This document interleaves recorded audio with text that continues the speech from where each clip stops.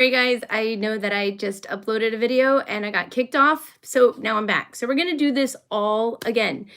I got kicked off. My mother-in-law called me. How ironic is that? So today we're gonna talk about family gatherings, and we're gonna talk about how to handle situations when we know that they disagree with some of our views on homeschooling or how we're raising our child with special needs, exceptional children, that kind of stuff. And I know you guys have experienced some of that, so feel free to leave me some comments, a like, etc. I did turn on the do not disturb part of my phone, which I forgot to do before. So hopefully we don't have any more interruptions. Nobody's going to call me, hopefully, too. So I've never used, is that bad that I've never used the do not disturb function on my phone? Okay. Anyway, I do want to talk about this stuff because we've all been there, all done that. So set your phone up on your counter as you're making cookie, cutting salad. So I'm just going to kind of chat. And of course, please, please, please leave some comments in the description box below so I can share with other people what you're thinking. I've got some comments from some people as well that I'm going to share with you. So let's get started. If you're watching on the replay, feel free to leave some comments and questions if you have any questions for me, or you just want to share what you're experiencing. Use this as a platform to just kind of, feel like it's safe, that you can share things that you're going through, and you just want support. We want to support each other on this platform. So, and it's kind of like a little family. You guys are kind of like my little family all over the world. It's kind of cool because we're all going through the same thing, and it's really hard to find people that can relate to you as homeschool parents, and parents that have kids with special needs. So I'm going to talk about this. All right. So family gatherings, we've all been there. We go to the family gathering. We may feel like, there's people that are disappointed with us, people that don't like our views on things, people that question what we're doing. And I feel like when you approach family, you're probably going to get one of two views, with the exception, and I'll talk about the exception in a second, but you have one or two views. You either have the families that are really, really supportive. They want to learn what you're learning. They're trusting in what you're saying. And, they really think they're proud of you. Okay. And then you get the other side that just think they know better than you.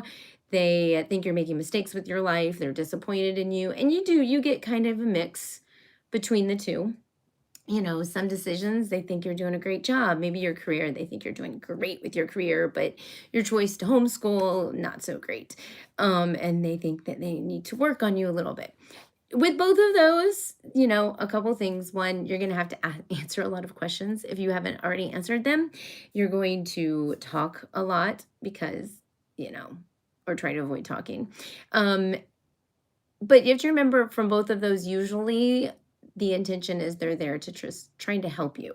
They care about you and they love you. And as family, they feel like they can really just say anything to you and know that you're still family, you still love them, and they're not walking on eggshells with you. Hopefully, because I know some families you have to walk on eggshells with because it does get complicated. And I totally get that. There's no black and white, really. There is obviously a mix of everything. So and of course, there are members of our family that want to be competitive with us, show that they're better than us, and put us down. That also happens. There's also lots of other situations. So with the family that, comes alongside you, family members that come alongside you and they want to be proud of you, um, they compliment you and you're like, the shining star, so to speak. That does happen. It happened in my family too. Um, those people are pretty it's enjoyable to go to family gatherings. They're going to ask you a lot of questions as well because they want to know what you're doing. They want to, maybe learn from you. They want to hear your story. You want to justify you have to justify your reasons for what you're doing a lot of the time. And there's a lot of but there's a lot of talking in family gatherings anyway. The other side of the story, you're going to have people that are questioning what you're doing, and you're going to have to learn how to bite your tongue, change the subject very quickly, and don't let it affect your attitude during family gatherings. And also, I like to always try and put myself in other people's shoes during family gatherings. understanding where they're coming from, for just throwing out random idea. I'm totally making this up. Okay. Maybe like inspired by, I don't know, maybe because they do homeschool evaluations. Okay. And I hear a lot of stories. And even on YouTube, people leave me comments and share stories and stuff like that about what's going on with their family. But just this is totally made up. Okay. So let's say, parents, your parents are teachers, right? And maybe a principal, let's, throw that in there to make it fun. And they think that they know what's best for your child's education because, that's their profession. Well, when you walk in the door, you're going to have that pressure, that anxiety, when you're a teacher, you're pretty much always a teacher. Um, and they want to tell you how to run your household. And they don't shy away and they're bold about it. And everything and everywhere in that household that you're reminded of the fact that they're a teacher and they know better than you. That I'm probably That's probably a lot of people. Um, you have to learn how to bite your tongue. You have to realize that you're in their household or in their presence. You have to be respectful. You respectfully disagree with them. And you can always say, look, I disagree with you, but let's like not talk about this here. The not talk about this here thing is a win-win. Just straight up win-win for everybody. So jump in there and say that. And so I took a couple notes. If you guys have any comments to share with me before I go on through my notes, feel free to leave a comment so I can share some of your advice and not just my advice. Okay, because we all been there. But I wrote down, let's see if we can translate what I wrote down. I put down like sometimes it's a no-win situation and you have to do the out, which I mentioned. When it is a concern, when it gets intense, because sometimes it does get intense, right? And also with raising and how you're raising your child with special needs, maybe your philosophy is that you don't want to do therapies with your child. That's your choice as a parent. They may disagree with that, but they can't tell you really what to do because it's your child, especially if you live in America. It's your child, your family. And also, if that's part of your faith and what you believe, that's your prerogative, okay? They still may get pushy and try to push their agenda on you. You're going to have to say, look, can we just talk about this in private? Just give them that out. I don't want to talk about this right now. Let's talk about this in private. Also, another thing that you can do is listen to them, okay?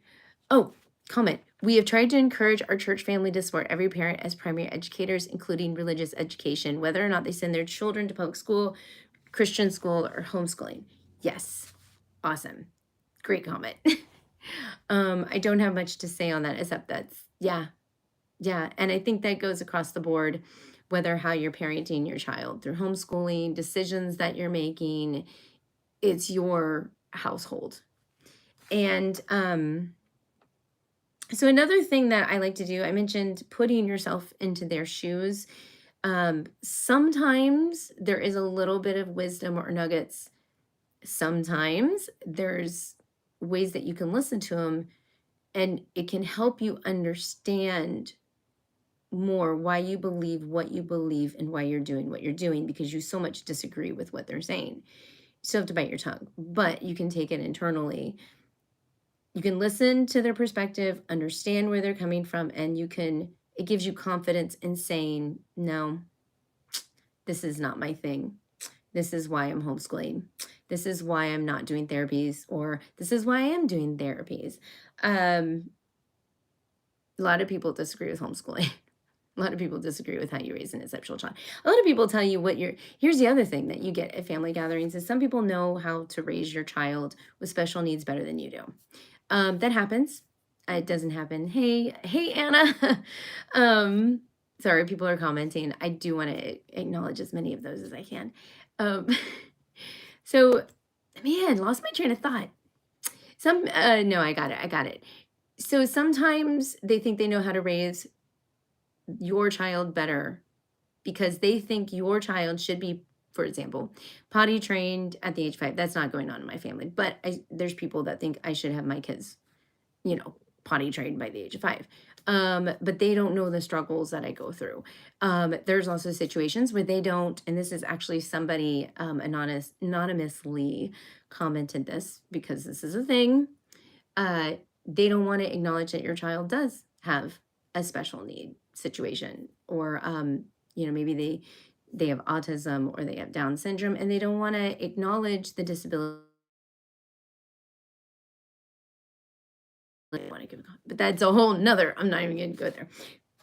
But they don't want to accommodate or even acknowledge the fact that there are things that you have to do differently with that child in order to get them to everybody else's level. That does happen. I even get comments like that on my YouTube channel with, Down syndrome people are just like everybody else and you can't treat them different. I had someone get upset that I referred to, not in a video, but it was my thumbnail title, which thumbnails are like totally, a lot of you guys that have YouTube channels, you understand thumbnails are to help people search and to help people click because they want to get to it fast. And if you can just throw out their slow learners, because people type in slow learners, it's not a label, it's a, hey, do you need, oh, hold on. We had a family with special needs. I wonder how I can keep these up.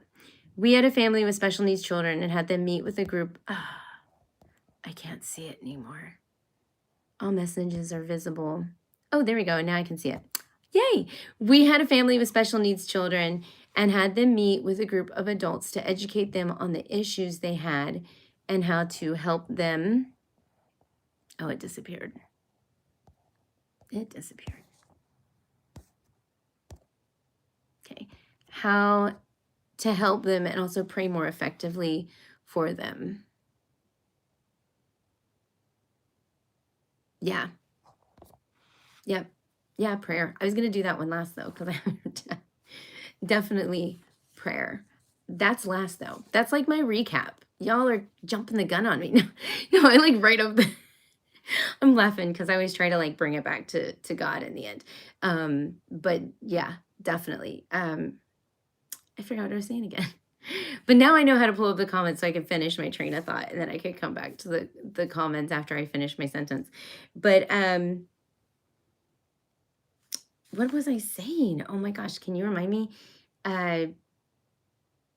Homeschooling, okay. How people leave comments and don't recognize that we have that there are situations where people need accommodations and help, and they don't want to recognize, they want to see everybody as equal, but they don't recognize that everybody's different. And sometimes you have that at family gatherings, and sometimes you just have to shrug your shoulders and just do your thing. But it is intimidating because when people have those views that, Down syndrome, autism, any of the trisomies, that yes, they're people, they have souls. I'm going to get that comment in a second. They have, but there are certain things that you need to do in order to help them succeed and come up to the level. It's hard in that situation because if you know that someone believes that, you're going to feel insecure about your child because they're not like they're not going to be developmentally at the age that they are. And so, for example, like Naomi, right? She's 5 years old. I have another friend who is got a daughter who's 5 years old, could talk, chat, do all the things, right? Comparing those two are like totally night and day. Like there is the only thing, if you can't accept the fact that there is something unique about her, then you just think I'm a bad parent and she's been, I don't know what you, I don't even, everybody's different. Everybody's different. Okay. It's just hard because then you start comparing your children to the other kids in the family and then you feel like you're doing something wrong. And when your parents are disappointed in you, I feel like that's like the most, especially if your parents or relatives are disappointed in you, that to me is one of the most hurtful feelings that you could ever experience because these are your parents and your family and the last thing that you want. But there is a silver lining. The silver lining is you walk your walk, you do your thing, and you know that your Father is God in heaven. So I'm going to move on. Oh, let me check the comments again, because there's a couple that jumped up. And then now, sorry, I'm a big thumb in the way. All right. So hi, I'm a student resource I am a student resource consultant. I guess she's going to a student resource. See, it disappears. Oh, hi, I'm a student resource consultant program in Toronto. So she's a student resource. I mean, I'm guessing that's the school. We follow your many videos and we take it now. Yeah, we take examples and information to use special needs. I will say thank you and you're awesome. Thank you. No, I love that. I hear about that all the time. I think that's awesome. I know there's a couple actually college professors that have used this in their class to show like real world examples of what we're going through. And that's why I really try to keep my content very honest. And I want to talk about the difficult things. Like if you knew me in person, you know, I'm a very deep thinker, and I don't always express that on YouTube, but that's a whole nother story. But I do try to be real on what's going on in our family. Also keeping Naomi's privacy, because there are a lot of things that we do keep private. Joyful noise learning is saying hi. Oh, somebody else jumped in. But yay, Ashley, I love you so much. I love you. I love you. She knows that though. All right. Good morning. Yeah, she said it twice. Okay. Hi, Leilani. I don't have a special needs child, but I think you do such an amazing job with little Naomi. I love the bond you have. It's precious. Thank you so much. But I know you homeschool, right? Because this is not just for special needs, but we also experience that with homeschooling too. So, yeah, thank you. It's so encouraging coming on here. You guys are so sweet. I do not deserve all this from you guys because it is a hard job, and I fall many times. So much comfort knowing God is enough, especially when we disappoint others. Audience of one. Yeah. Okay. And that's bringing me back to what I was saying, is that the silver lining is that, you know, that God knows the hearts of everybody in the situation. Nothing. This is what I'm hearing a lot this week. And those of you guys that know me personally, you know what we're going through. That nothing is a surprise for God. I'm just going to say that. That's wisdom that I'm just repeating from others, that nothing is a surprise from God. God knows what encounters that you're going to have today, what encounters you've had in the past. The best thing that you can do is just take a deep breath, and he knows. Homeschooling, usually, you know, we homeschool because God wants us to homeschool. If God didn't want you to homeschool, you wouldn't be homeschooling. So that's just, if you're homeschooling, God wants you to homeschool. Even if it's for a season or a year. I mean, it's just that simple. Yes, he knows. Thank you, Ashley. Affirmation. So Ashley, are you talking to me? Because she knows. All right. So with all that said, knowing that God is in control is the best. Yes, I know. I also homeschool my boy of 12, and I love your videos, especially, okay, the high holidays. Is that what it was saying? Hold on. My live chats won't stay on here. Y'all have to tell me how to do that. Yes, the feast, the Moedim, the feast. And then somebody's doing some cool dance moves. The dab. That's the dab, right? My son, I have a 12-year-old. He's almost 12. Dab. Okay. I know what that is. They always want me to dab. So, anyway, yes. So, however, family gatherings. Okay.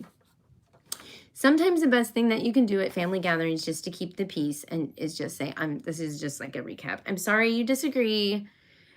Can we please talk about something else? And it's okay to disagree. Your choices. Okay. So your choices can be because of your faith, and it can be political, and they always seem to come up. I feel like they just always do at family gatherings somehow, some way. Just the best thing to do is just to avoid it. Sometimes just avoid it. You can talk about other stuff. You can talk about how beautiful it is outside. For example, it's freezing where I am. I think it's in the 60s because I live in Florida. It's freezing.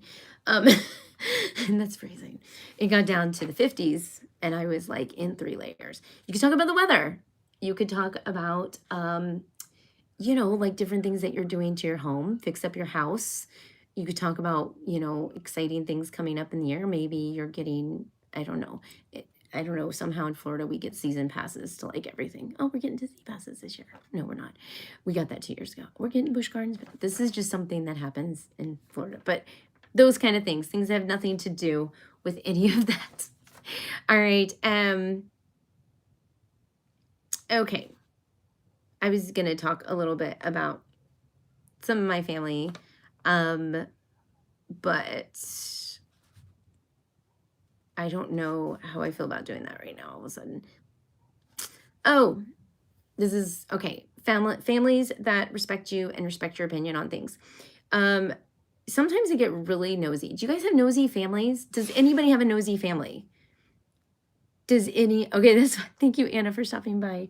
But like, seriously, does anybody have nosy families? Because that happens. And they will ask you questions, even though they want to be supportive and loving and considerate. They may ask you lots of questions and you just don't want to answer them because you don't want to get in some, you want to avoid conflict at all time, right? Nosy families. Not that it's a bad thing because a lot of the time these nosy families are nosy because they actually care. All right, coming from, I'm finally at Floridians, we're not really nosy. We're not. I don't know why, but we're not very nosy. So other people are, and it comes across as, why are you asking me this question right now? Why? I don't want to talk about this. I want to keep it private. Or some people like come across as very sincere and caring. How do you deal with nosy questions and when people want to challenge you? Once again, I don't really want to talk about this right now, but it happens, and I can completely relate. It comes across as possibly mean. Care and want to understand. Yes. But they care and want to understand. That's kind of, is that what you're like filling in my words that I'm looking for? And it may challenge you to think about your own reasons. And that's good because it's good to get challenged. It's always good to revisit why you do what you do. I talked about acting why, some people think disabilities, I call it the anti-labeler. Okay. Ashley, I'm sorry, Joyful Noise. Joyful Noise Learning says, I'm not very private. Oh man, it disappeared again. I'm not very private, but I'm trying to be considerate of family and friends who are. Boundaries are good. Yeah, they're good. Oh, see, that reminds me of, I'm going off on it, but it's not really. Certain families are huggers. Does anybody have hugging families? Okay. Some people are not huggers. I am not a hugger. So walking into a family that are huggers has been very difficult because, and I heard this, and I feel like it was the etiquette family or the etiquette curriculum. There's an etiquette curriculum or something. I don't know what it's called, but you have a bubble. Like a lot of women have developed like a bubble and they don't want that bubble to be breached.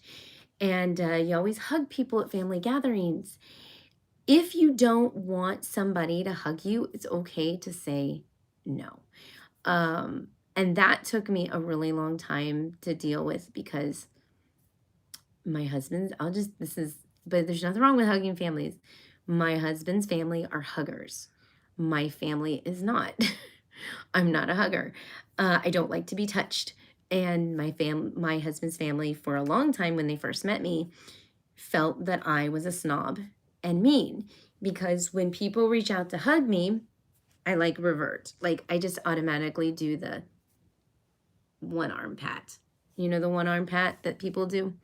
And I made people think that I was a snob and that I was mean.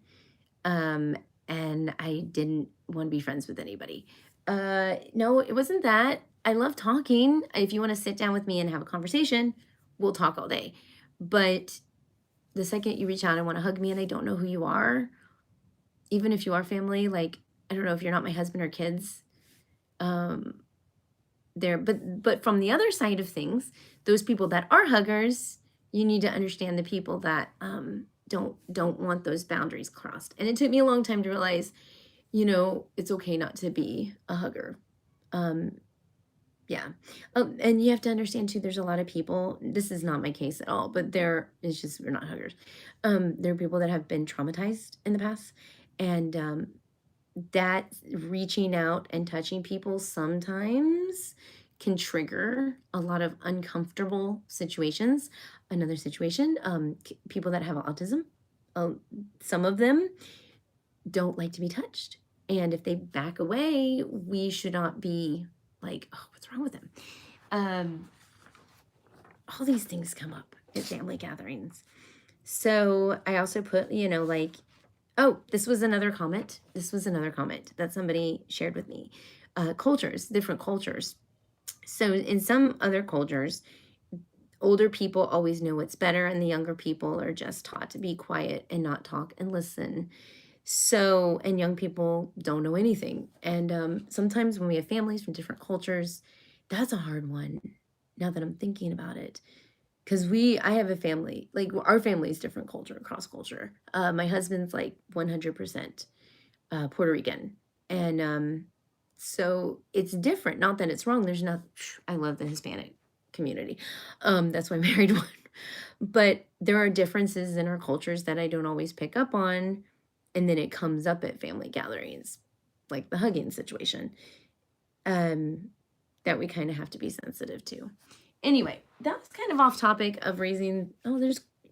Because culture can affect homeschooling, and culture can affect raising special needs. All right, so Laura says, I have fibromyalgia, and sometimes it just hurts to hug, even though I'm mentally and emotionally a hugger. Yeah. Yep. I don't.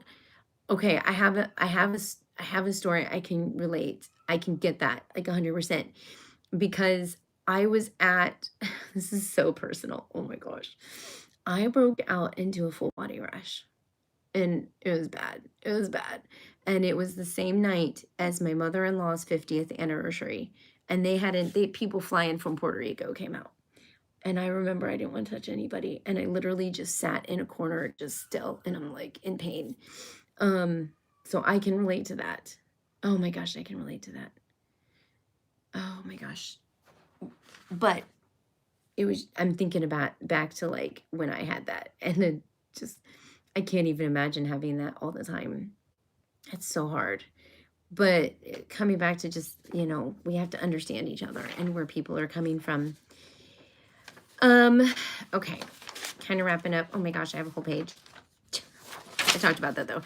I talked about disappointment. Okay, so sometimes we feel like our family is disappointed in our decisions. I know one of the things that I felt when Naomi was born, this is not a family gathering, but this had to do with family. When Naomi was born, I actually felt like my family was disappointed in me, or disappointed in her and how she turned out. And then I started feeling those feelings of disappointed in God, them being disappointed in God's decision to give her to me. Oh man, those feelings, explosion. Okay, anyway. Emotional roller coaster explosion. I mean, there would be not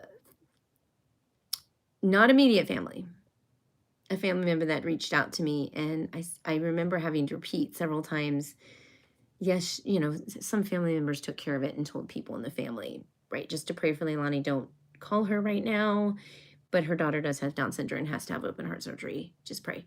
So I did have family members do that, but I also did have family members reach out to me. I heard your daughter had Down syndrome. I am so sorry. But that made me feel like they were disappointed in me and the situation and God and who she is. And when somebody's disappointed in your child, that just like brings up a whole another. There's one thing being disappointed with me and my choices and the choice that I made. If you make like a choice, like something that, a choice that you make, okay, whatever choice that is, and somebody's disappointed in you, you can switch your choice even if you don't want to, but no, because that is a reflection of who you are. Your choice is a reflection of who you are in a way. It hurts, okay, and it hurts very, very deeply. But when they're disappointed in your child and who they are, that's like a whole nother level. Um, and then when they're just, and then they don't recognize that your child has a learning disability or disability, then that just brings on a whole, oh man, it snowballs. I could talk for hours on this. I'm not going to bore you guys. But the silver lining is God is in control. God is in control. Nothing was a surprise for God. Um, and recognizing that you have feelings and recognizing that it's a part of your life, give it to God. At that point, the only thing you can do is just give it to God. I heard a quote. I'm going to read it. If you're not disappointing people, you're not leading people. And as a parent, you're a leader. So you're going to disappoint people, period. End of story. So if your spouse is there to support you, yes. And that's a must. Always talk things over with your spouse. If your spouse isn't there to support you, I am not an expert on talking that. I will pray for you. Because my spouse has been very supportive of my decisions in a lot of things. But there's been the majors. There's no perfect relationship within that. So as long as you recognize that you have pure motives, that you have compassion, that you're modeling things in front of your family at family gatherings, because modeling speaks louder than words.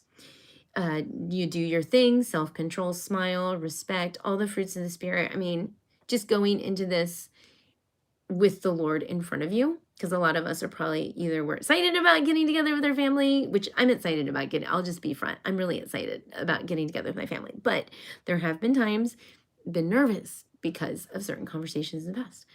Okay, it happens. And some people are dreading getting together with your family. Sometimes we just have to pray in the morning and have the Lord go before us. Pray and fast. I'm a big fan of fasting. You can fast all morning and then like just eat turkey, but fast and pray in the morning. Like just, that's an idea. I'm just throwing it out there. With the Lord in front of you, you can deal with anything. And just maybe you have a journal with you, write it down, internally pray, just smile. But sometimes God will change your heart before you go. And that's a big deal. So I hope this was informative. I got another comment in there, so I'm just going to kind of look at this. Live chats. Okay. Stress and holidays can trigger lots of issues. Yep. And so trying to keep things low key and lots of rest and good food before, so our bodies are less stressed going into it, into holiday gatherings. Yeah. We eat a lot of junk food, don't we? We eat a lot of junk food during, and that causes a lot of stress too. And if you have families that drink a lot of alcohol, that can be stressful. Yeah. And that's hard. That's really hard. It's really, really hard. But I pray for all of you guys that are getting ready to get with your family, and I am going to pray. So, dear Heavenly Father, I thank you for this time with my friends on this YouTube channel. I pray that all of us have a wonderful and fruitful Thanksgiving, getting together with our family and possibly friends. I pray that there's peace in everybody's situation. I pray, God, that you go before every single one of us, and that you just guide our footsteps. That is a time of joy, and that, Lord, you are the center of all of it within our families. I pray for our children to listen. I pray for the food to be blessed and, well, to turn out nutritious, Lord, and also yummy, because that's always good on Thanksgiving. And also, if you're watching on the replay, any holiday, really, Lord, I just thank you for these holidays and this time to just pull us away from our everyday norm, and a chance for us to take some time out for you, and to take some time out to enjoy our families. Go before us, Lord, in the name of Jesus, in the name of Yeshua, which is the same person. We praise you, Lord. Amen. Just really quick, we say Yeshua. Yeshua is just the Hebrew name for Jesus. It's not a different person. It's the same person. Jesus, Yeshua. I just said Jesus and Yeshua both because I know that Christians and Messianics both watch my channel. So anyway, all praise to him. And thank you guys for watching. There's 6 people still with me. So I'm going to head off. I'm going to go downstairs. My son made food for my family, and my husband's downstairs with them right now. They're doing a devotional, and I'm going to He likes to do. Thank you. Amen. Blessings all around. And I'm going to go make food for our Thanksgiving meal. We're going to do lunch and dinner. We got a double dose today. So be blessed and love you guys. Amen. Yes. All right. I'm going to sign off. Bye. Happy Thanksgiving.